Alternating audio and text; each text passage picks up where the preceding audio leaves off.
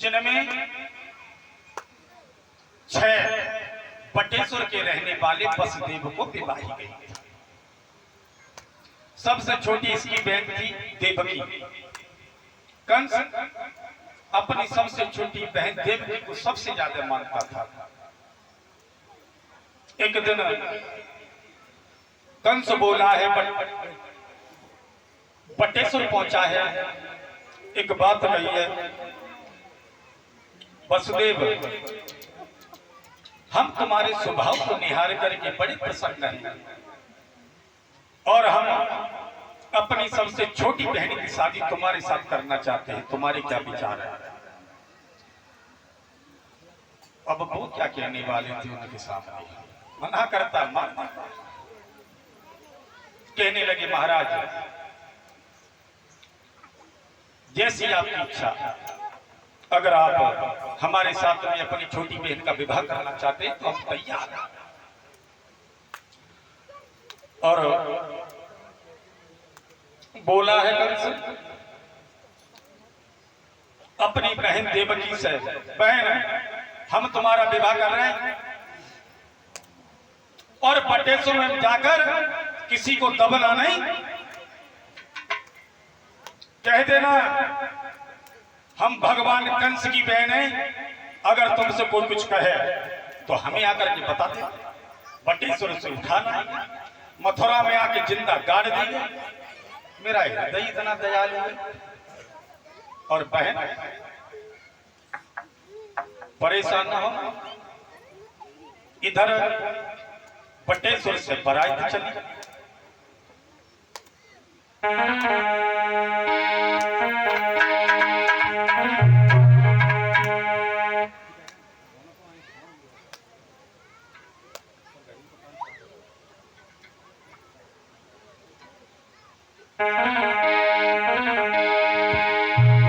हंसी खुशी के साथ चली बारात, वो मथुरा आई, घर मंडप लो गड़वाई रे देवकी करे सगा।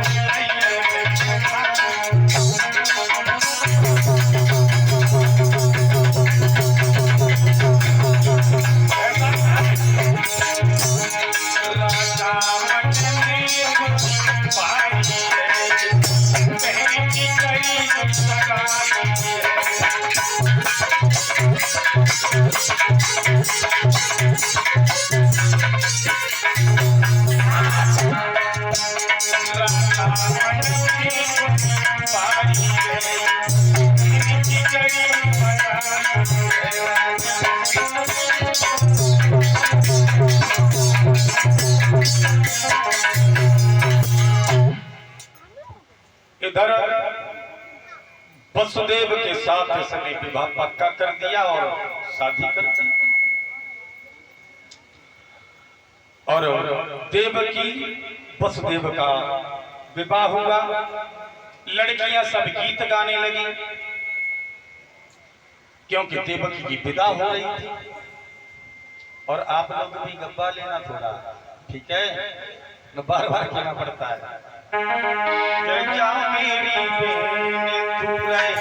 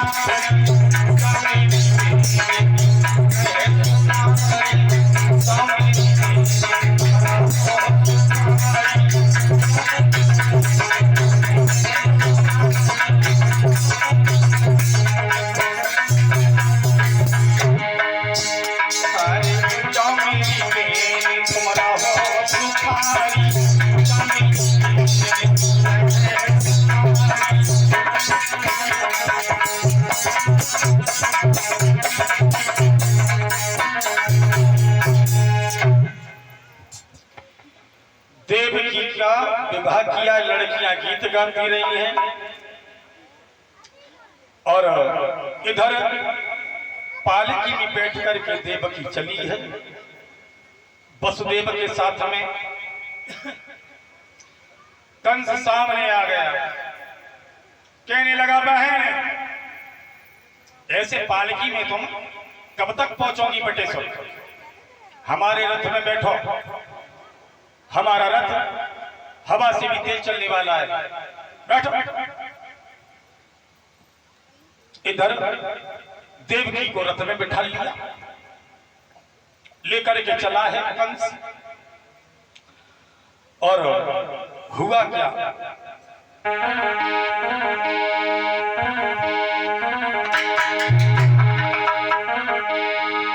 कंस बोला चलो रथ में बैठा के चल दिया है कि रथ में देवकी बैठ गई और पीछे से एक रसाना और बाके पीछे कंस राज वसुदेव।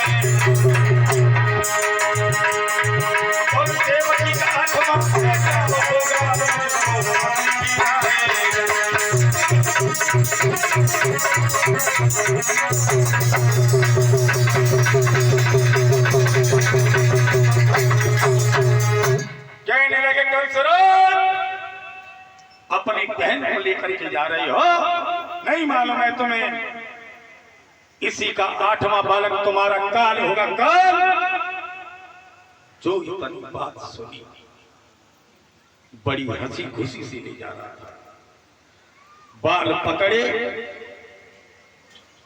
और रथ में से खींच लिया, मारने के लिए तैयार हो गया।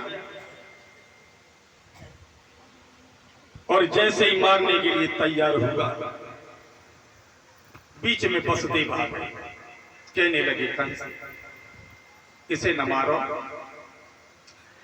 कंस कहने लगा वसुदेव अभी तुमने आकाशवाणी नहीं सुनी, इसका 8वां पुत्र हमारा काल होगा और मैं मरना नहीं चाहता, जी भर के जीना चाहता। अगर मैं मर गया तो हमारे प्रजा के लोग हमारे पीछे रो रो के मर जाएंगे, क्योंकि मेरा हृदय बहुत दयालु है, हम तो किसी को दुखी देखते ही नहीं। वसुदेव कहने लगे इसे न मारो, ये तुम्हारी छोटी बहन है और तुम एक अबला के ऊपर हाथ उठाओगे। कंस बोला अगर जे जिंदा बनी रहे तो हम जिंदा में रहेंगे, अगर हमें जिंदा रहना है तो इन्हें मारना पड़ेगा। बिना मतलब के तो हम नहीं मार रहे, क्योंकि बिना मतलब के पाप नहीं होता, और जान पे नौबत आ जाए तो बेटी का बाप नहीं होता। इसलिए भाई हम तो नहीं छोड़ पाएंगे। वसुदेव कहने लगे, कंसराज तुम नहीं जानते, ये तुम्हारी बहन है और सबसे प्रिय है। कंस कहने लगा, नहीं नहीं नहीं, सबसे प्रिय तो हमें अपनी जिंदगी है। तो वसुदेव कहने लगे, कंसराज कुछ सोचो। अरे क्या सोचे? अपनी बहन के बारे में मैं नहीं सोच सकता। क्यों? अरे मैं मरना नहीं चाहता, मुझे अपनी जिंदगी से बहुत लगाव है। हम मारेंगे। और जैसी तलवार उठाई फिर बीच में आ गया। कहने लगे, कंस सोचो। क्या सोचा? तो बोले, और कंस इसको मार तेरी बहनिया,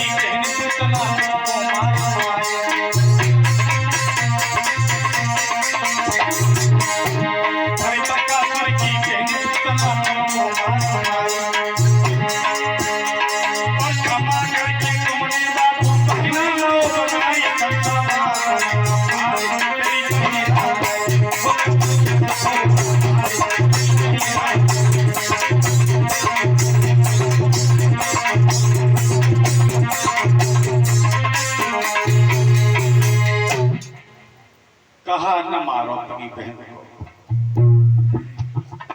कंस कहने लगा, मैं बेबस हूं। तो वसुदेव कहने लगे, कंस मैं यमुना मैया की कसम खा के कहता हूं, जब तक हमारे 8 पुत्र नहीं हो जाते तब तक हम आपकी इस राजधानी को छोड़कर नहीं, आपकी मथुरा को छोड़कर नहीं। और भैया कन्हैया को ही बनाया जा रहा है कि नहीं? कहां गए सेठ जी?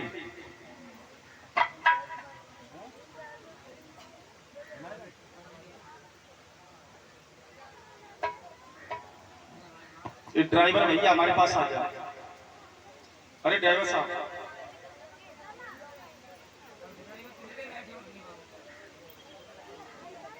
ड्राइवर साहब, अरे बड़ी जगह सोई है।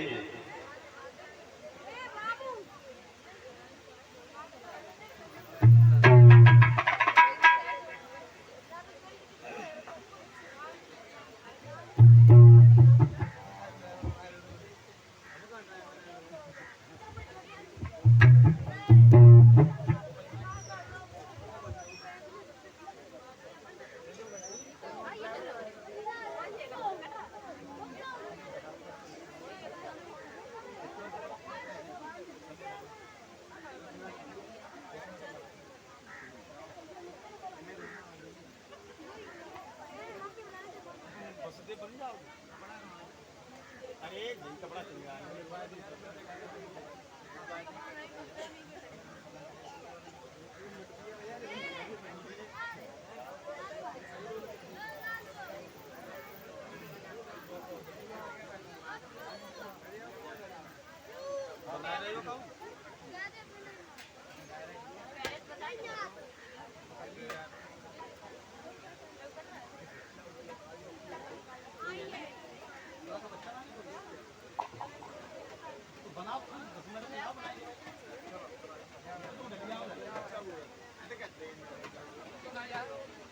बोलिए गोविंद भगवान की।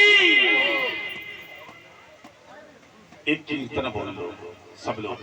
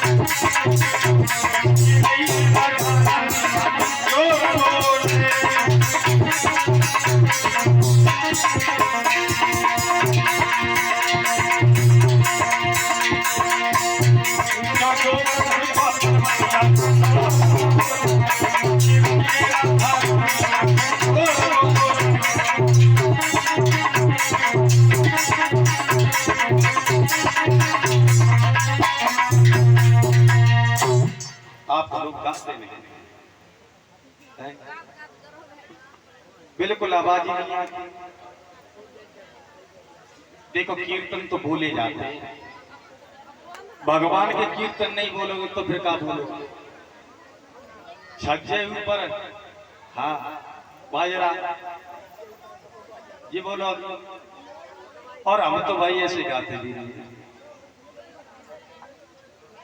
अभी ये गीत चला था, कौन सा था लाला? भाभी गाँव। हाँ हाँ हाँ चल ऐसे भी नहीं गाते। हमारे पास केवल ऐसे भजन मिलेंगे भगवान। चलो गाओ एक कीर्तन होना। मेरे श्याम ने बाग लगाया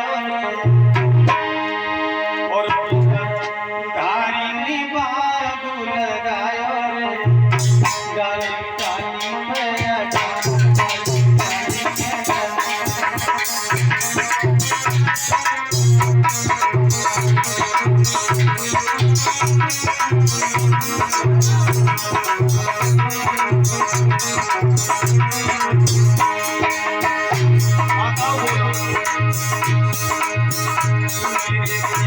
Thank you.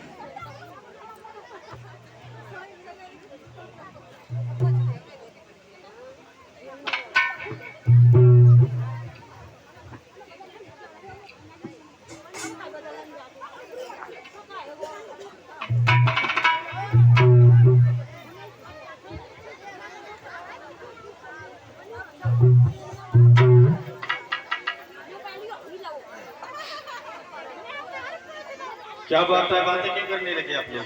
बातें ना करो। देखो देखो जी बैठे। हाँ और देखो वैसे आप लोग जैसे शादी विवाह होता है आप लोग बहुत सजते, हार महाराज, नई नई साड़ी, मुदरियां, झुमकियां, वहां सज सज के जाते हो। लेकिन हम ये कहते भागवत में सबसे ज्यादा सजो। क्यों सजो बता?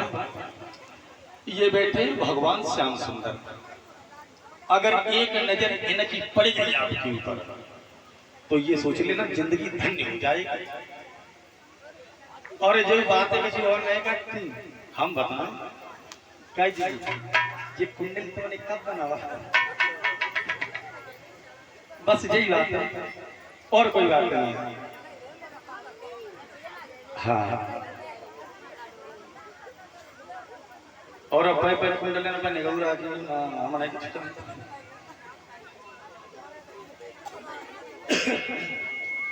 जो स्त्री, हाँ एक बात और बताते चले, आप लोग सतर्क हो जाओ।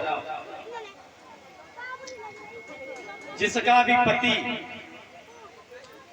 जो सोच लो तुम्हें ज्यादा गिफ्ट करे हर चीज, जैसे कुंडल भाई, झुमकियां भाई, ये चीजें सोच लेना कुछ गड़बड़ है। हाँ और स्त्री भी महाराज अपने पति से कब तक हित करती है? अपने पति से कब तक हित करती है? हम बताएं? कोई नहीं बताएगा। अरे नारे प्रेम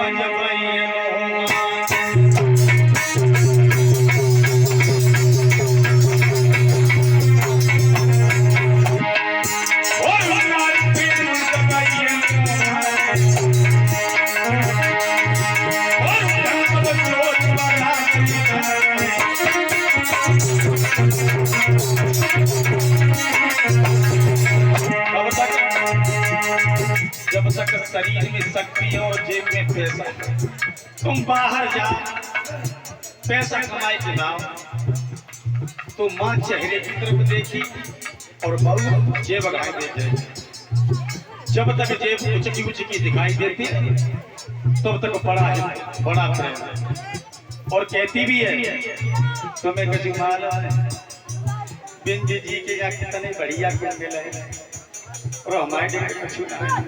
और वो स्त्री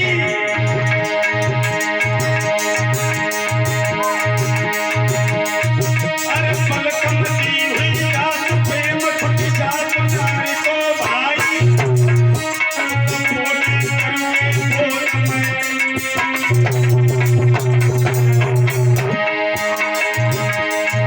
अरे पलकम दी हुई रात प्रेम छुट जात जाने को भाई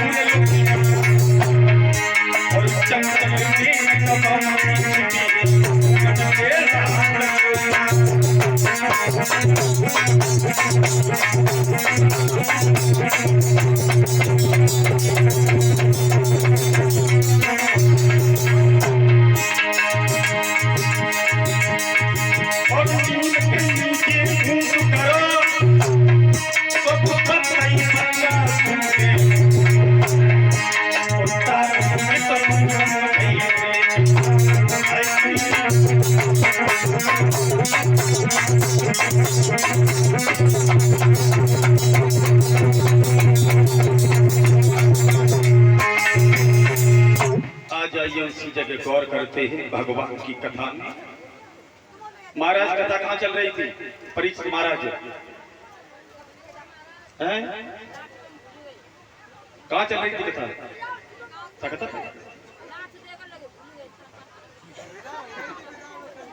चलो कोई बात नहीं, हम बता देते। हाँ हम तो आए भाई चिल्लाने के लिए, चिल्लाएंगे। आप लोग बता पाओ अन्यथा न बता पाओ, हमें तो भाई कहना ही कहना है।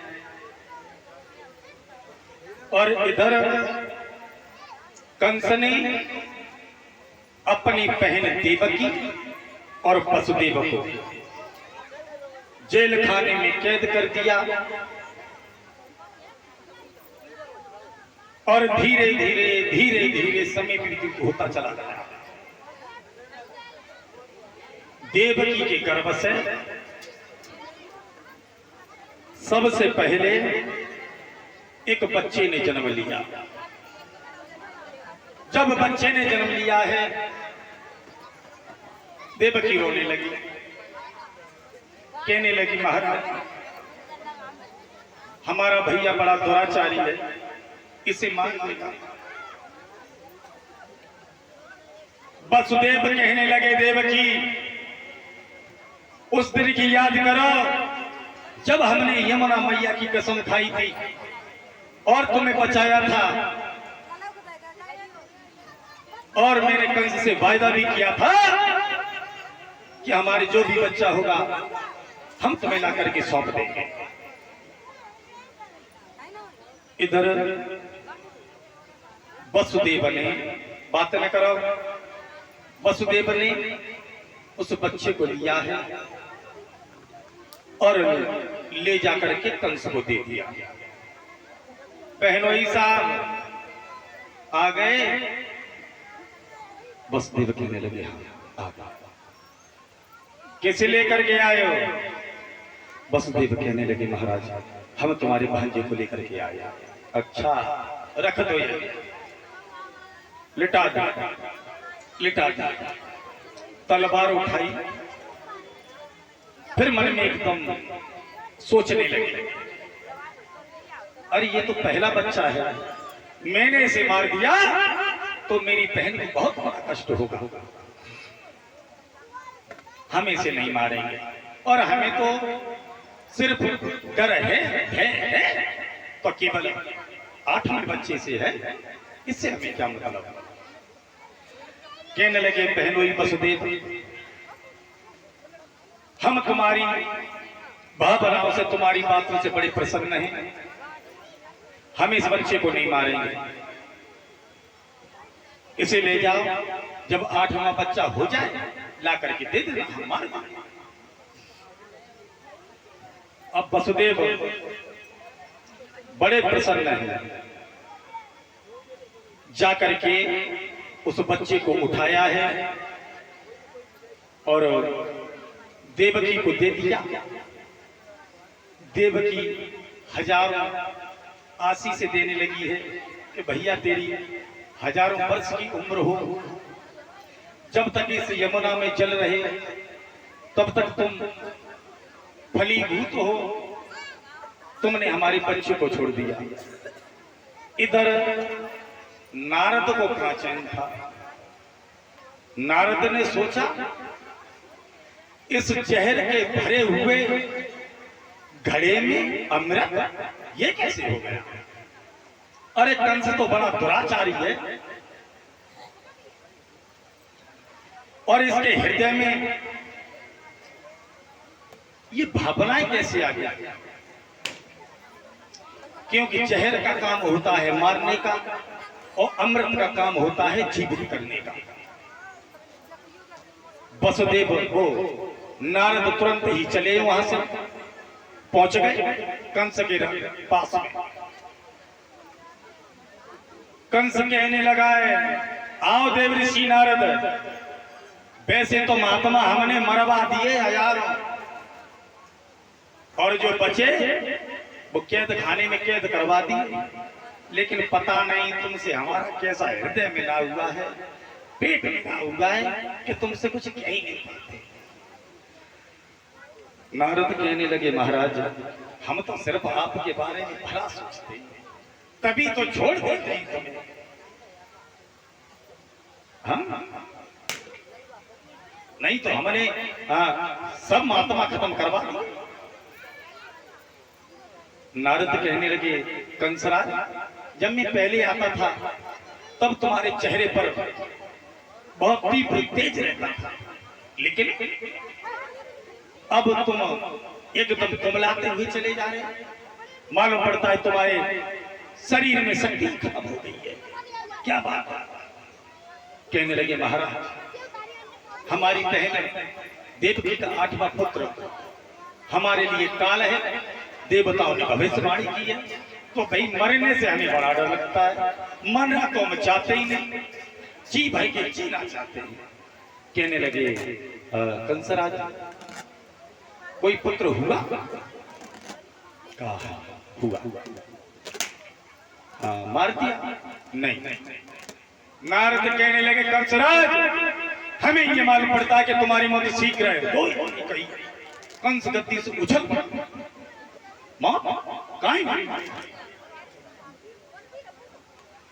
नारद कहने लगे दिखाई नहीं पड़ती है, जब आती है तो दिखाई नहीं पड़ती। कंसराज,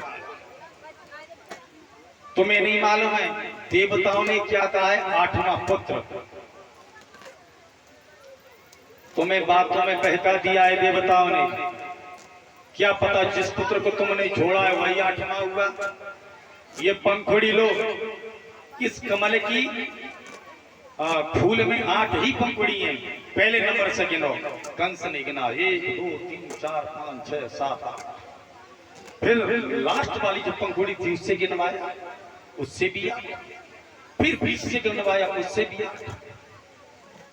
और नारद बोले हैं महाराज कंस,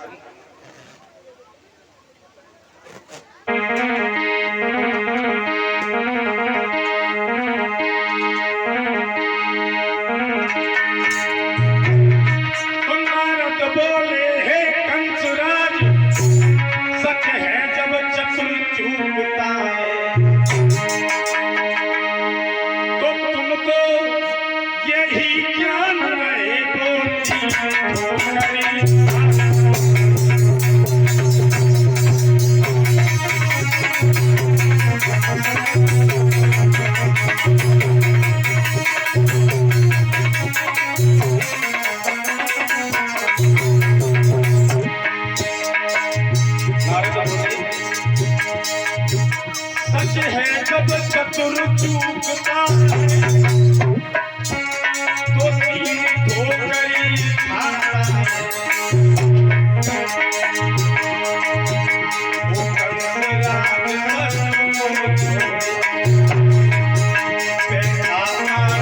कंसराज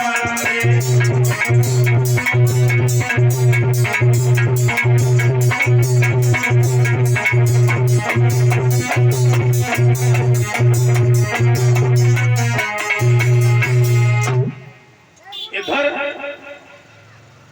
कंस ने जैसे ही सुना, इधर देवकी अपने पुत्र को दूध पिला रही थी। बात करके खील लिया, पहले इस बच्चे को हमें दे दो। देवकी कहने लगी भैया अभी तो तुमने छोड़ा था इसे। कहने लगे वो बहुत बड़ी गलती की, भूल थी वो भूल, अब उसी भूल को सुधारने के लिए आए। वो तो अच्छा हुआ जो नारद ने आके मुझे समझा दिया, नहीं तो मैं तो छोड़ने ही वाला था। उस बच्चे को उठाया, उठा करके हवा में घुमाया और दीवार से जाके पटक दिया। बच्चे की मांस की लोथड़ी इधर उधर बिखर गई। देवकी रोती रह गई। इधर देवकी रोती रही है, वहां से कंस चला है, बड़ा खुश है। नारद ने पूछा मार दिया? कहने लगे हाँ महाराज मार दिया, बहुत अच्छा किया। कहने लगे महाराज हम जानते हैं कि तुम हमारे बारे में बहुत भला सोचते हो। नारद बोले कंसराज हम तो भगवान से दिन रात प्रार्थना करते हैं कि तुम्हारा कब उद्धार हो जाए। हम तो बस तुम्हारे लिए ही जीते हैं और तुम्हारे लिए ही मरते हैं। कंस बोला हाँ इसीलिए तो हम तुम पर बहुत भरोसा करते हैं। इधर धीरे धीरे धीरे धीरे कंस ने देवकी के 6 बच्चों को मार दिया। इधर 7वें गर्भ में बलराम आए हैं, तो भगवान ने अपनी योग माया द्वारा उन्हें रोहिणी के गर्भ में पहुंचाया है। ये भी वसुदेव की ही स्त्री थी और बाबा नंद के यहाँ रहती थी। महाराज मालूम होगा। और जब कंस को मालूम पड़ा है कि हमारी बहन का 8वां गर्भ वो सातवां गर्भ खंडित हो गया, बड़ा खुश है। इधर 8वें गर्भ में भगवान चले हैं।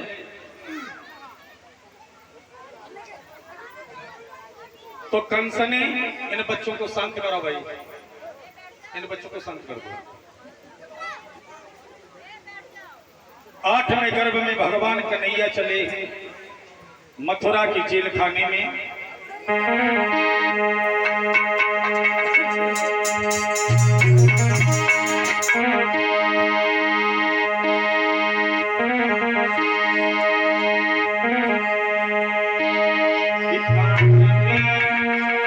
गर्भ की बारी है और कंस के तैयारी है।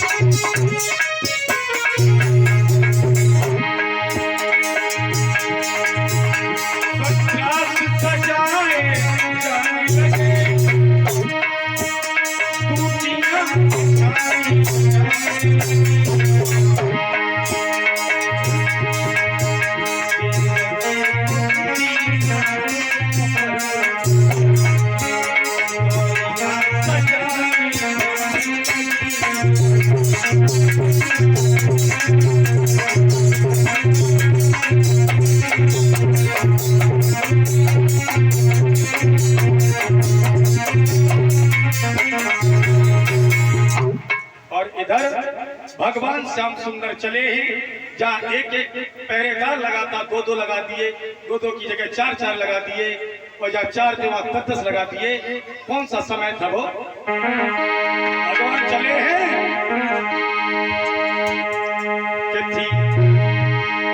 अर्धन साधन घोरी घटा प्रभुओं की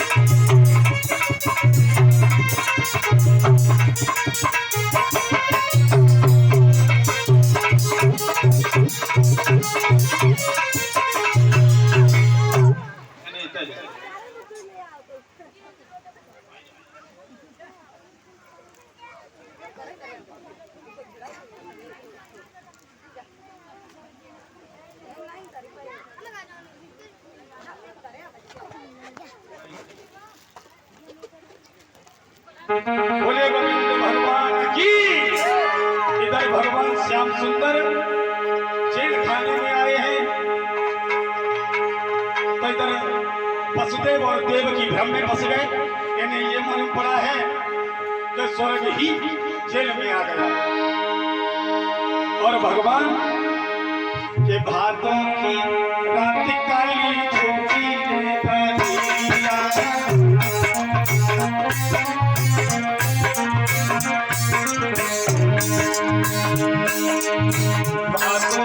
रात काली छोटी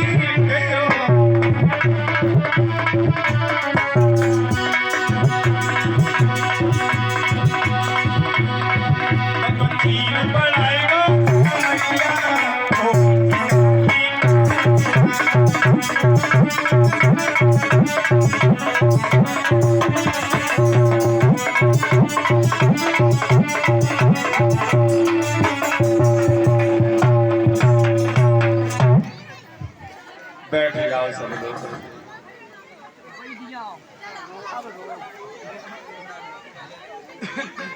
हमें कोई दिक्कत नहीं भाई, और बताओ।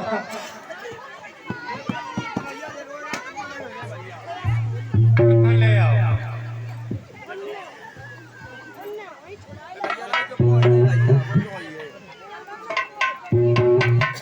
बैठ जाओ, नहीं देर के लिए परेशान हो कन्हैया को न बताइए।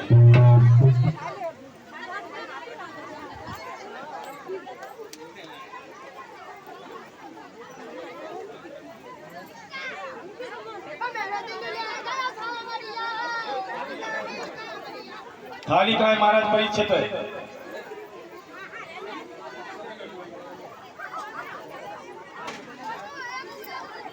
देखो भैया ये किनके सुपुत्र सामने बहुत रो रहे हैं।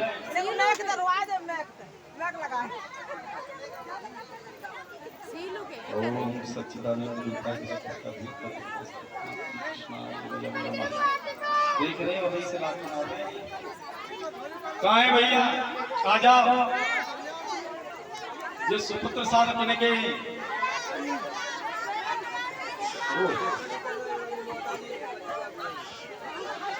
अगर नौकरी कर रहे हैं तो क्या बात है।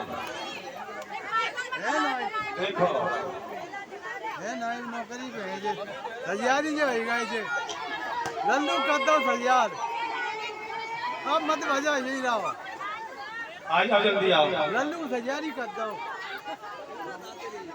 अब ले अब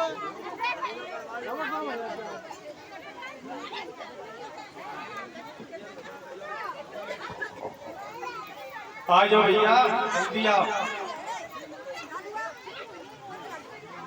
बैठो मत बुला बुला महाराज परीक्षित ने बुला अमन जी सुनिए कि कम से कम 2 लाख रुपया महीना कमाता है। हाँ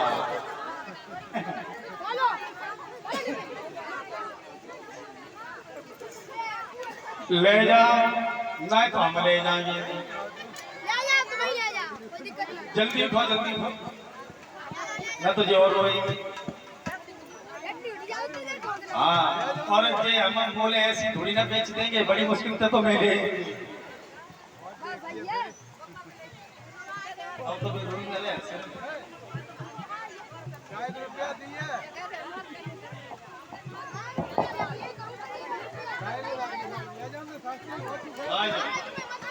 कन्हैया को लेने की कुछ दक्षिणा ले कम से कम 5000 रुपया। अब कछु ने ले रहे समुद्र में से बूंदों में ले रहे भैया। हाँ जल्दी करो ना तो ये यही रहेंगे। जल्दी आओ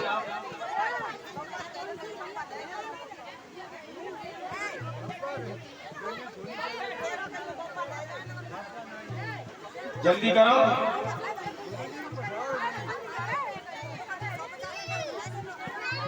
5001 रुपया सस्तों का नहीं आना है ना।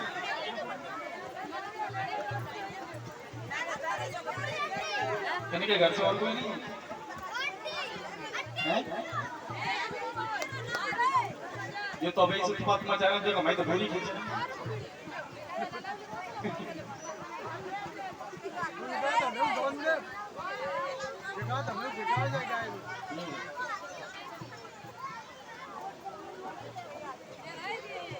हाँ महाराज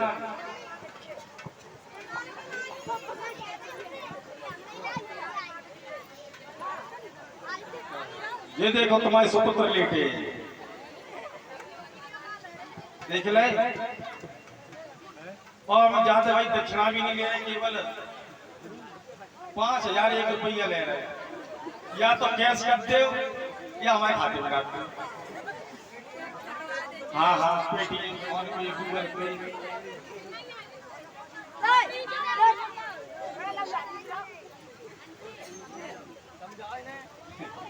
ले फोन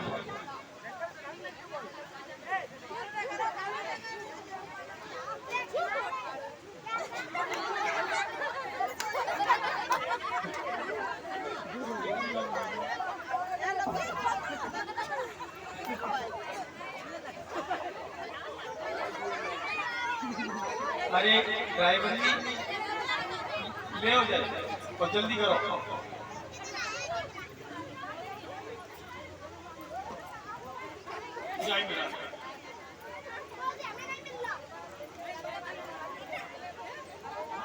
बोले गोविंद भगवान की इतने आएगी ले लो ठीक है।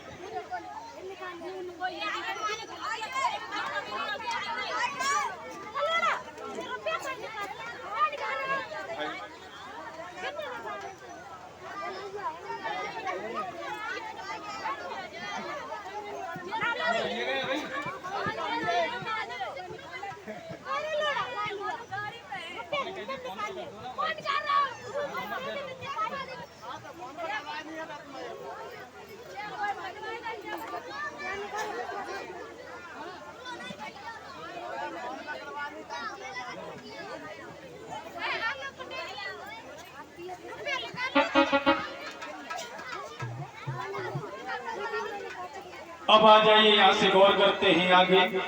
इधर देवकी अपने पुत्र को देकर के रोने लगी है। भगवान ने अपना विशाल रूप दिखा दिया, दोनों हाथ जोड़ करके खड़े हो गए, कहने लगे प्रभु हम आपकी क्या सेवा करें। वसुदेव बोले हम आपकी क्या सेवा करें। भगवान कहने लगे हम सेवा करवाए नहीं, हम सेवा करने के लिए आए, और आप हमें गोकुल में भेज दीजिए नंद बाबा के पास में, हमें वहां पर कुछ बाल लीलाएं भी करनी है। ऐसा ही हुआ साथियों। उसी समय वसुदेव की गोदी में बच्चा बन के आ गए हैं भगवान। देवकी कहने लगी प्रभु इस बच्चों को यहाँ से बाहर ले जाइए, नहीं तो मेरा भैया बहुत बड़ा दुराचार्य से जरूर मार देगा। वसुदेव कहने लगे हैं कि मैं ले तो जाऊंगा, लेकिन ये ताले लगे हुए हैं और हम इसे कैसे ले जाएंगे। और जैसे ही इतनी बात रही महाराज, ताले अपने आप खुल गए। वसुदेव वहां से लेकर के चले हैं श्याम सुंदर को, छपरिया में रख करके आगे बढ़े हैं।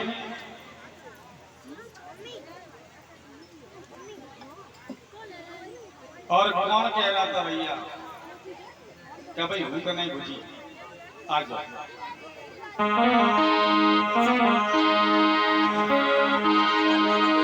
अरे चली आई यमुना, चले हैं यमुना के किनारे पहुंच गए। छपरिया में